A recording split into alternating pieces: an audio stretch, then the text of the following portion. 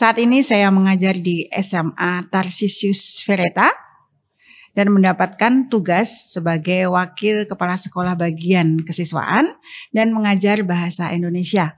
Nah, di Yayasan Bunda Hati Kudus, saya sudah berkarya dari tahun 1999, guru penggerak angkatan ke-7, program dari Kementerian Pendidikan, Kebudayaan, dan Riset harus mempunyai jiwa untuk selalu tergerak, kemudian bergerak dan menggerakkan. Kegiatan itu dilaksanakan 9 bulan.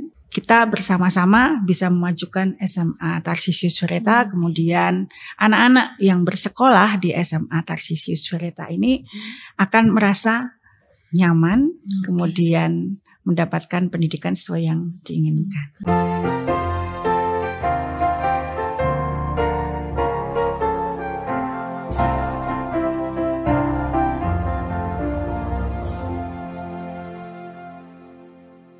Halo Sobat YBHK, selamat datang di Podcast Sukses bersama YBHK.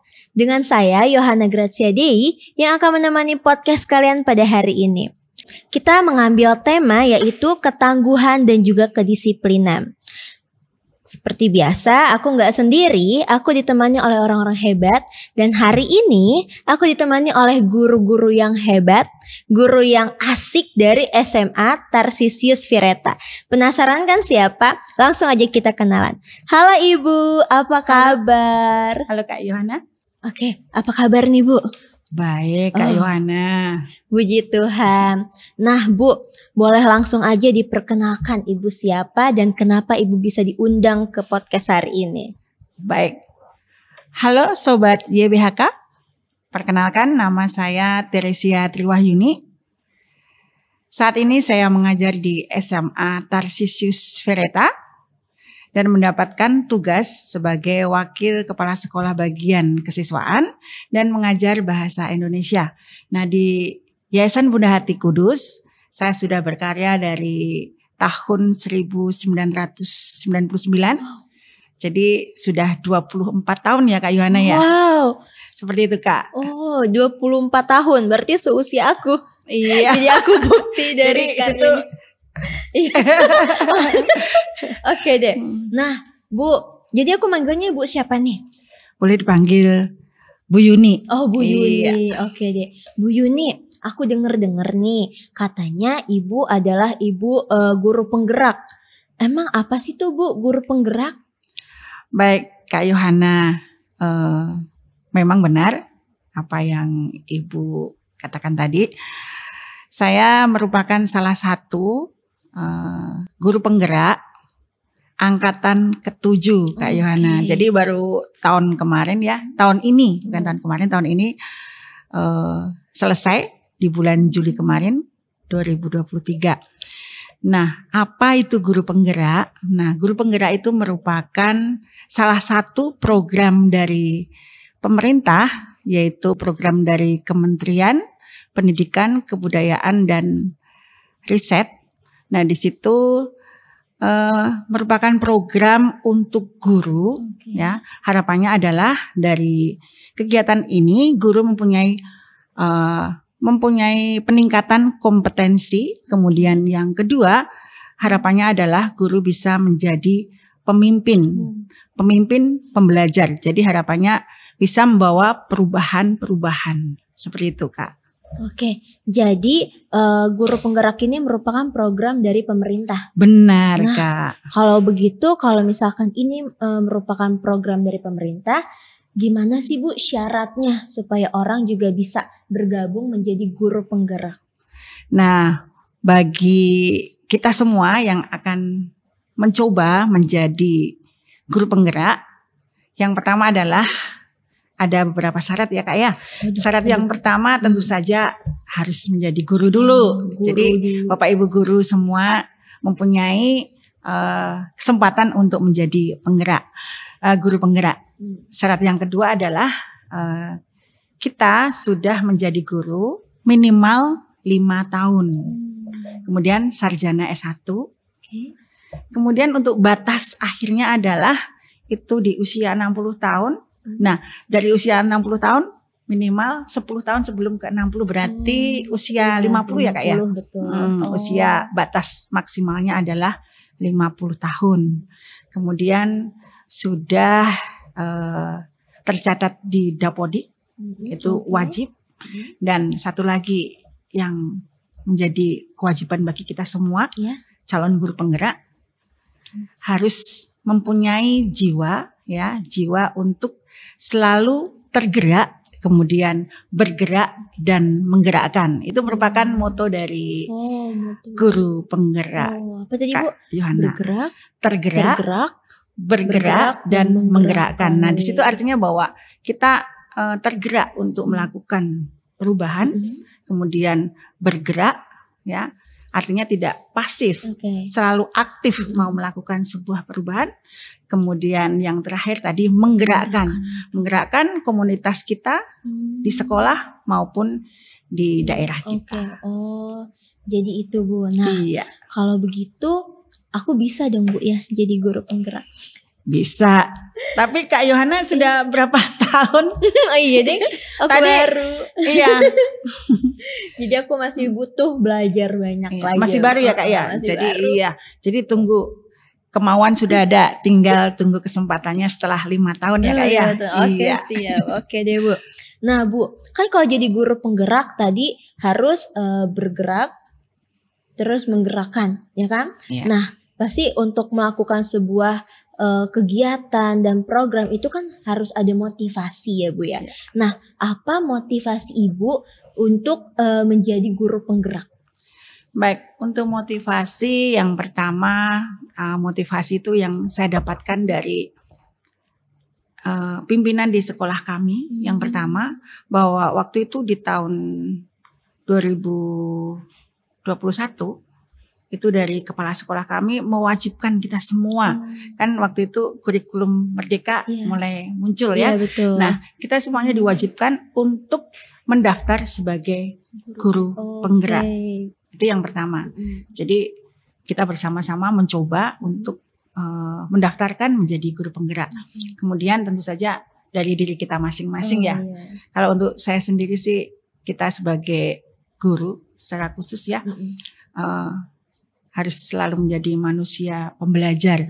Artinya kita mau belajar terus sepanjang hayat, kemudian tidak berhenti pada satu titik, ya belajar dan belajar. Kira-kira seperti itu Kak Yohana. Oke, jadi faktornya motivasinya itu dari eksternal dan juga internal ya Bu. Benar Kak. Nah, dari guru-guru, dari kepala sekolah eksternalnya dan internalnya dari Bu guru sendiri. Oke deh Bu. Nah, sekarang aku pengen tanya lagi nih Bu. Kegiatan apa aja yang udah Ibu lakukan atau Ibu sudah lakukan pada saat menjadi guru penggerak? Kegiatan yang saya alami, yang saya ikuti selama menjadi guru penggerak, pertama ya, kegiatan itu dilaksanakan 9 bulan, yaitu dari bulan Oktober sampai kemarin bulan Juli. Nah, kegiatan yang saya ikuti itu secara daring maupun secara luring. Jadi di situ kita diajak untuk satu, mendapatkan materi-materi pembelajaran, kemudian diskusi bersama, kemudian mencoba untuk membuat berbagai macam proyek secara bersama-sama. Nah, untuk kegiatan luringnya itu yang kita lakukan adalah ada lokakarya, kemudian ada konferensi.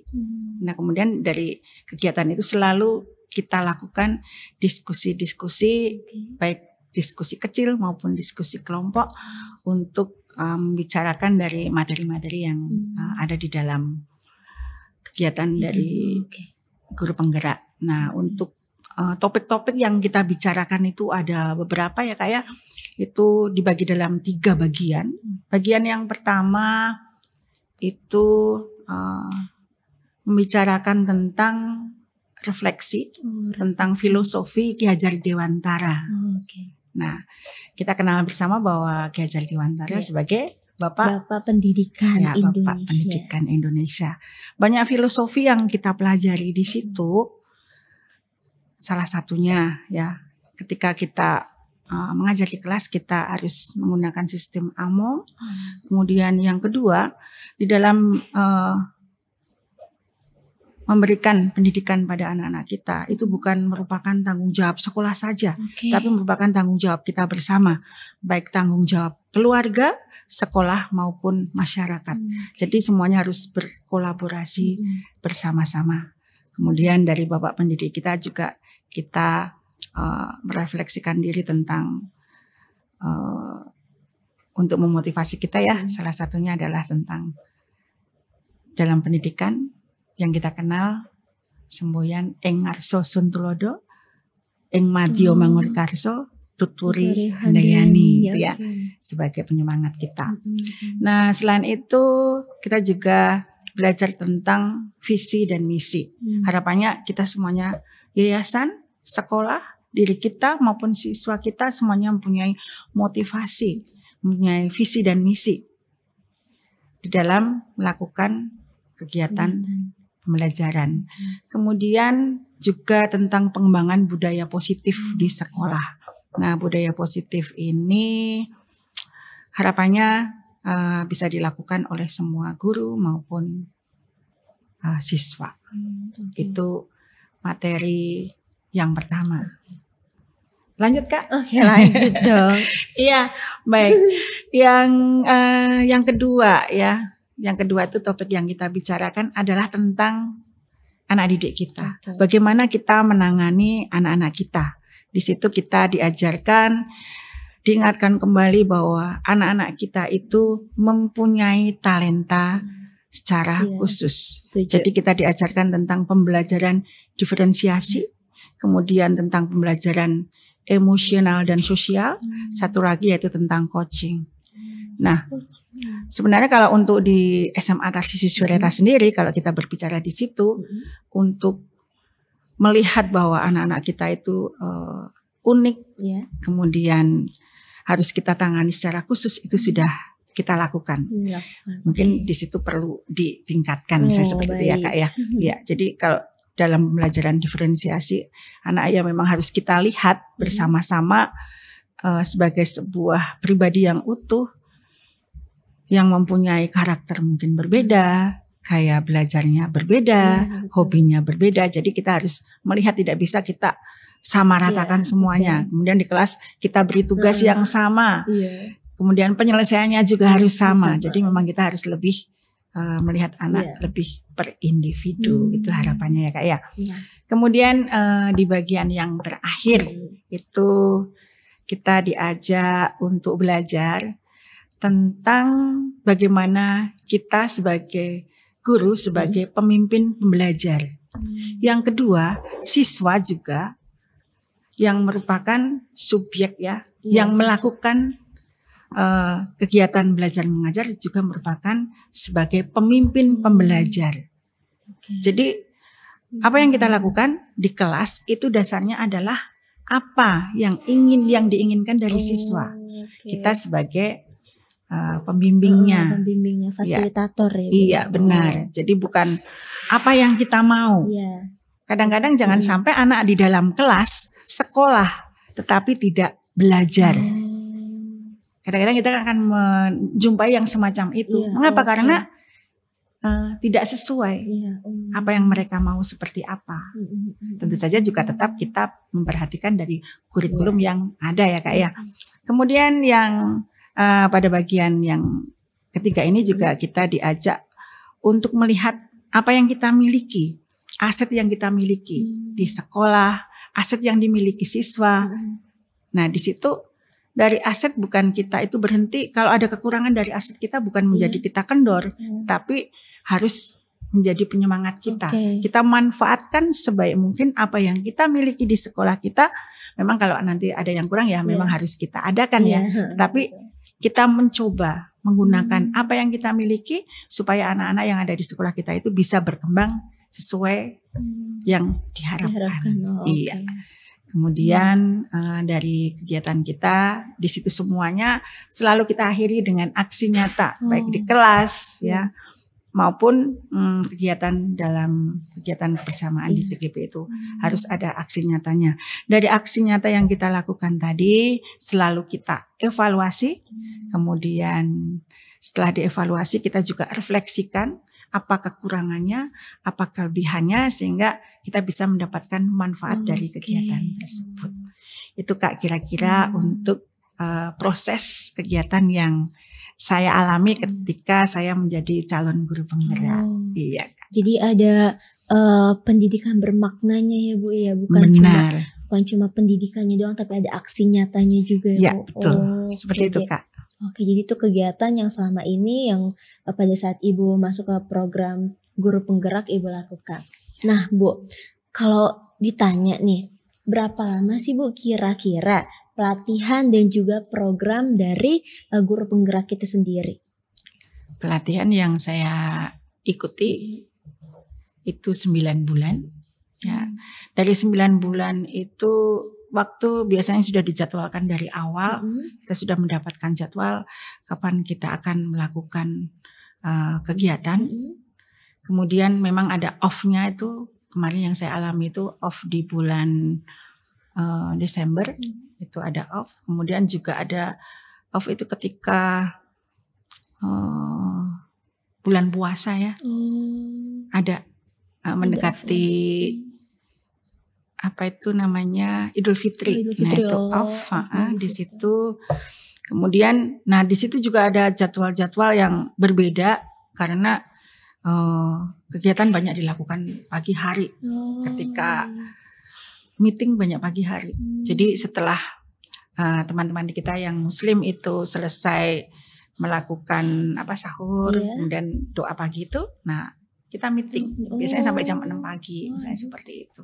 Jadi dibalik karena malam hari mereka akan ikut tarawih, jadi kegiatannya dialihkan pagi hari, seperti itu. Jadi itu waktu berapa lamanya tuh 9 bulan ya, dan bisa off gitu ya? Iya. Oh alah, oke deh. Nah Bu, kan dalam menjadi guru penggerak itu pasti punya kesulitan dan juga hambatannya sendiri-sendiri kan Bu. Nah boleh diceritain gak Bu, pada saat Ibu melakukan dan juga menjalani program guru penggerak ini, apa kesulitan dan juga tantangan yang Ibu hadapi? Kesulitan yang saya hadapi, tantangan yang saya hadapi itu secara khusus itu pada bagian pengaturan waktu ya Kak ya. Iya. Karena kalau yang saya alami sendiri di situ memang pagi kita bekerja seperti biasa sampai jam 2:30 ya. Kemudian meeting biasanya untuk kegiatan daring itu kita lakukan biasanya ada 2 sesi. Ada yang dari jam 3 sampai jam 7 malam. Kadang-kadang kalau kita dapat sesi yang kedua berarti jam 7, kadang sampai jam 10. Atau kadang bahkan kalau tugas belum selesai ya kadang kita lanjutkan sampai jam 11 supaya tidak ada pekerjaan yang tertunda hari itu gitu ya Kak ya. Itu tantangan yang saya katakan cukup lumayan berat. Kemudian ya selain itu masih juga kita harus mengurus ada keluarga juga ya Kak ya. Kira-kira seperti itu Kak yang saya alami. Tantangan yang paling berat menurut saya di situ. Iya. Untuk menyelesaikan tantangan itu biasanya Ibu ngapain nih? Atau bikin jadwal sendiri kah atau seperti apa? Iya. Yang pertama dari tantangan itu beberapa hal ya Kak ya. Saya mencoba menaikkan lagi motivasi saya dari teman-teman yang selalu mendukung, kemudian keluarga juga. Biasanya kalau sudah turun kurang semangat, nah kita ingat kembali situ agak semangat. Kemudian juga dari teman-teman sesama calon guru penggerak itu biasanya mereka juga mengalami kendala yang sama ya. Kemudian biasanya kita sharing, ya sudah kita harus ini semangat seperti itu. Jadi ketika kita saling menyemangati satu dengan yang lain ya motivasi naik lagi. Ya seperti itu. Jadi support system itu penting ya Bu. Iya betul. Dari keluarga, dari juga rekan kerja itu penting ya Bu. Iya. Nah Bu, kan kita lagi membahas tema kita adalah ketangguhan dan juga kedisiplinan. Nah dari Ibu yang sudah melakukan dan juga melaksanakan program guru penggerak ini, ada nggak sih Bu ketangguhan dan juga kedisiplinan apa yang sudah Ibu lakukan sehingga Ibu bisa mendapatkan gelar menjadi guru penggerak? Dari pengalaman yang saya alami selama sembulan-bulan itu ya Kak ya. Yang pertama adalah bahwa dalam melakukan sebuah pekerjaan, saya katakan memang kita harus tangguh, tidak lembek. Kalau misalnya kita mengalami sebuah hambatan, kita mencari apa yang bisa membuat atau membangkitkan semangat kita. Ya, harus selalu seperti itu. Yang kedua, disiplin. Selama 9 bulan dengan ritme pekerjaan kita, kemudian tugas-tugas kita di situ, ya memang kita tidak bisa mengerjakan tugas tidak tepat waktu. Ya memang apa yang tugas hari ini yang lebih baik kita kerjakan hari ini. Bukan kita tunda. Ketika kita menunda satu pekerjaan, otomatis akan muncul pekerjaan yang baru lagi, akhirnya menumpuk. Ketika menumpuk, ya sudah.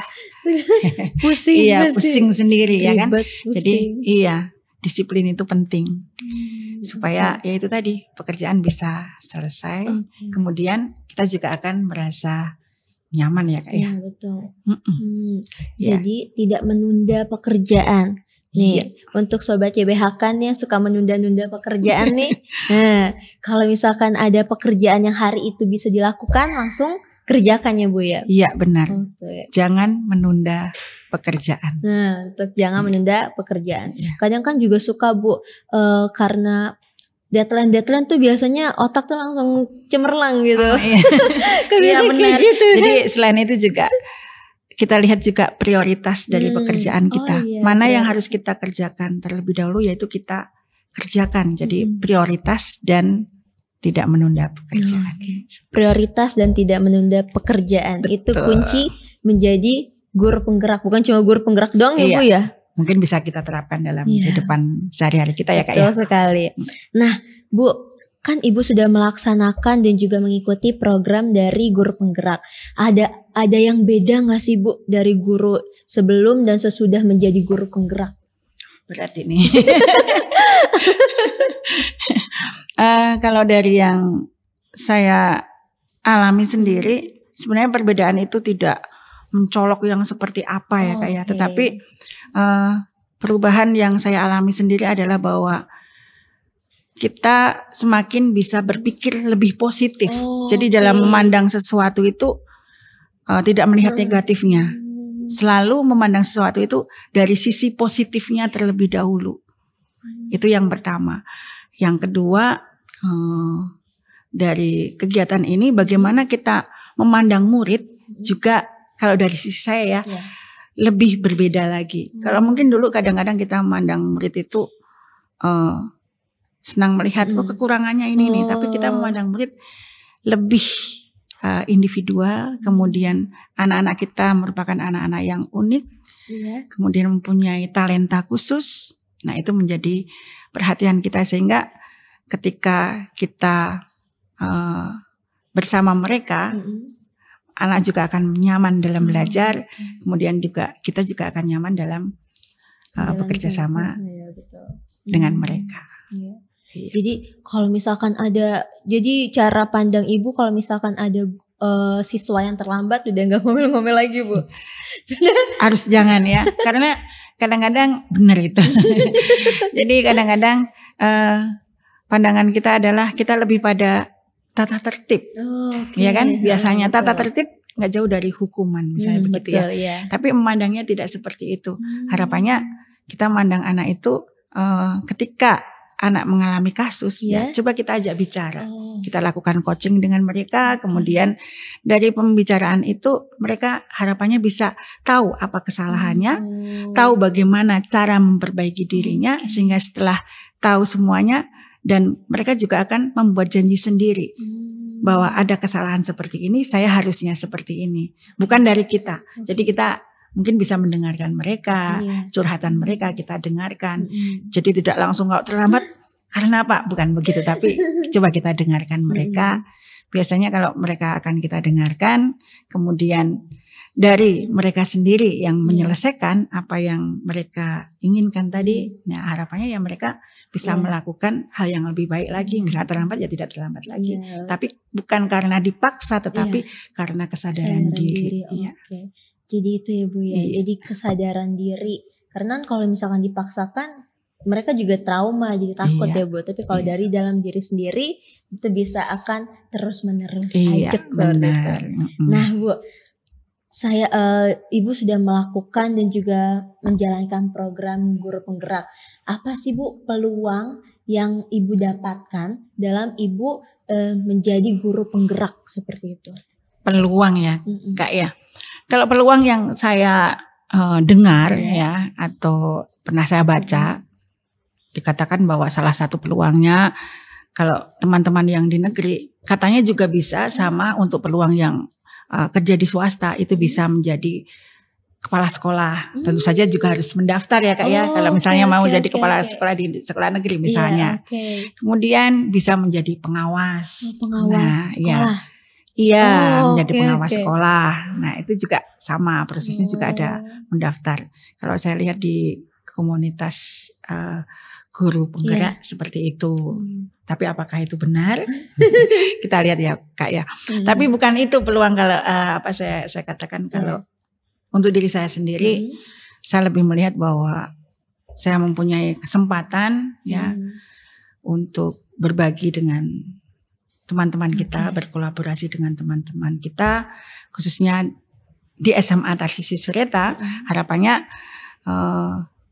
kita bersama-sama bisa memajukan SMA Tarsisius Wireta, kemudian anak-anak yang bersekolah di SMA Tarsisius Wireta ini akan merasa nyaman, kemudian mendapatkan pendidikan sesuai yang diinginkan. Oke deh, jadi itu peluang-peluangnya Bu ya. Iya. Oke deh, Bu, Ibu sudah menjadi guru penggerak nih Bu.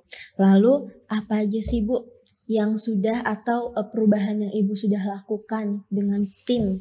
Karena ini tim kan. Iya. Nah, apa perubahannya Bu? Perubahan yang kita lakukan kalau untuk di SMA Tarsisius Wireta sendiri ya Kak ya, itu kan semuanya kegiatan kita sudah terprogram. Biasanya sekitar 4 bulan atau 6 bulan sebelumnya program sudah kita buat untuk kegiatan di tahun berikutnya. Nah, dari kegiatan yang kita programkan untuk tahun ini ya Kak ya, misalnya yang kita lakukan perubahannya dalam tim kami, salah satunya adalah kita mencoba memperkuat pada bagian literasi. Kan untuk kurikulum Merdeka ini yang kita tekankan adalah literasi dan numerasi ya Kak ya. Yang pertama untuk literasi itu kita perkuat. Nah di situ program yang sudah kita lakukan sebelumnya itu ada kegiatan setiap hari, misalnya Selasa dan Kamis itu ada kegiatan literasi yang sudah kita jadwalkan. Di situ selain ada kerjasama dengan guru sebagai pembimbing dan ada juga kerjasama dengan anak-anak OSIS. Nah harapannya dari literasi yang dilakukan dengan diskusi bersama ini, dari literasi itu sesuai dengan harapan siswa. Jadi anak-anak juga diberi peluang untuk menentukan bacaan-bacaan apa yang mereka inginkan. Kemudian kita kembangkan, tambahannya adalah kegiatan untuk berbagi literasi. Nah berbagi di sini bisa mempresentasikan dari refleksi yang sudah mereka lakukan dari kegiatan literasi sebelumnya. Nah kalau untuk perkembangan tambahannya adalah untuk Bapak Ibu guru sendiri, setiap hari Selasa itu ada kegiatan berbagi literasi. Nah berbagi literasi ini bisa dari kegiatan workshop yang pernah diikuti, atau mungkin dari membaca, atau melihat dari video, atau mungkin dari perjalanan yang pernah diikuti. Nah itu bisa kita lakukan setiap pagi hari Selasa selama kurang lebih 10 menit. Harapannya sih 7 menit selesai. Jadi kita secara bergiliran bergantian untuk menyampaikan dari kegiatan literasi yang sudah dijalankan. Nah harapannya setelah kita saling menularkan mungkin ada hal-hal positif yang bisa diambil dari yang ada di dalam ruang guru tersebut. Itu. Kemudian yang kedua kegiatan yang kita laksanakan adalah kegiatan Jumat Peduli. Nah, untuk Jumat Peduli itu ada 2 kegiatan, yaitu Jumat peduli pada sesama dan peduli pada lingkungan. Nah, peduli pada sesama itu kita lakukan dengan menggalang dana yang sudah kita sosialisasikan juga pada orang tua murid. Di situ mungkin gope atau 1.000-2.000 dari yang kita miliki bisa ya kita sisihkan, bisa untuk membantu teman-teman yang membutuhkan. Kemudian kalau untuk Jumat peduli lingkungan, ya kita peduli lingkungan di sini tentang kebersihan sekolah, bagaimana kita merawat kebersihannya, kemudian untuk penggunaan air, penggunaan listrik, itu harapannya bisa digunakan dengan sebaik mungkin. Itu 2 hal. Kemudian untuk yang lain ya kita perbaiki lagi dari kegiatan yang sudah berjalan. Diperbaiki dan dikembangkan. Benar, Kak. Jadi kalau misalkan pembagian dari yang Jumat berbagi Jumat yang peduli lingkungan dengan itu beda atau dilaksanain satu minggu? Enggak, beda Kak. Jadi seminggu Jumat peduli, seminggu Jumat gitu. Peduli lingkungan, peduli sesama gitu. Tidak bareng supaya fokusnya lebih mudah. Iya betul, fokusnya lebih mudah. Iya, kalau harapannya sih tentang peduli lingkungan ya kita laksanakan setiap hari ya. Setiap hari betul. Itu kan kebersihan sebagian dari iman. Benar. Nah, Bu, kan Ibu sudah menjadi guru penggerak. Apa nih Bu pesan dan kesannya untuk mungkin guru-guru di luar sana, ada yang pengen menjadi guru atau ada yang udah memenuhi syarat nih Bu. Tapi nanti aja lah. Nah, ada pesan dan kesan gak? Baik. Pesan untuk teman-teman rekan guru yang sudah mempunyai syarat-syarat sebagai guru penggerak, ayo segera bergabung di komunitas guru penggerak. Ayo. Jadi harapannya apa nih Bu untuk Ibu dan juga orang-orang yang mau ikut menjadi guru penggerak?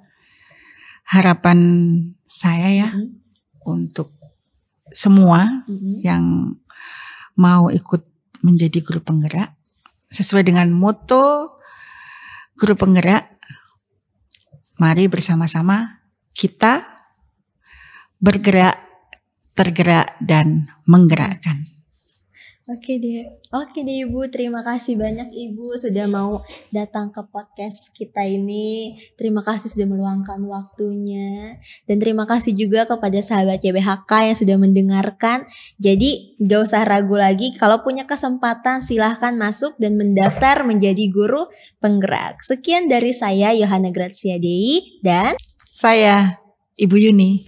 Oke, sampai jumpa, bertemu lagi. Dadah. Dadah.